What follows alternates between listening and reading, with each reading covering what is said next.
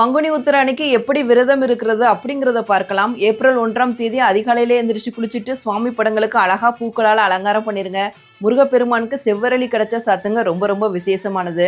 நைவேத்தியமா பால், பழம், பாயாசம், பஞ்சாமிர்தம், தினைமாவு இதுல எது உங்களுக்கு கிடைக்குதோ அதை நைவேத்தியமா படைச்சிட்டு விளக்கேற்றி வைத்துட்டு உங்களுக்கு தெரிஞ்ச கந்த சஷ்டி கவசம், கந்தகுரு கவசம், திருப்புகழ், வேல்மாறல், கந்தர் அனுபூதின்னு உங்களுக்கு என்ன தெரியுமோ அதை பாராயணம் பண்ணுங்க.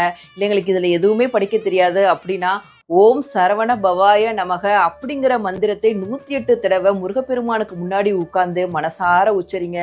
உச்சரிச்சுட்டு நீங்க எதற்காக விரதம் இருக்கீங்க அப்படிங்கிறத முருகப்பெருமான் கிட்ட வேண்டிட்டு உங்களோட விரதத்தை அதுல இருந்து அப்படியே ஸ்டார்ட் பண்ணுங்க. பகல் ஃபுல்லா எதுவுமே சாப்பிடக்கூடாது. தண்ணீர் கட்டாயம் குடிங்க. அது ரொம்ப ரொம்ப முக்கியமானது. இல்லை எங்களால சாப்பிடாம இருக்க முடியல அப்படிங்கிறவங்க எளிமையான பால் பழம் சாப்பிட்டுக்குங்க. பக்கத்துல இருக்க முருகப்பெருமான் கோவிலுக்கு போங்க. அன்னைக்கு சில கோவில்களில் திருக்கல்யாணம்லாம் நடக்கும். முடிஞ்சா அதையும் போய் தரிசனம் பண்ணுங்க. மாலை 6 மணிக்கு முருகப்பெருமானுக்கு விளக்கேற்றி வைத்துட்டு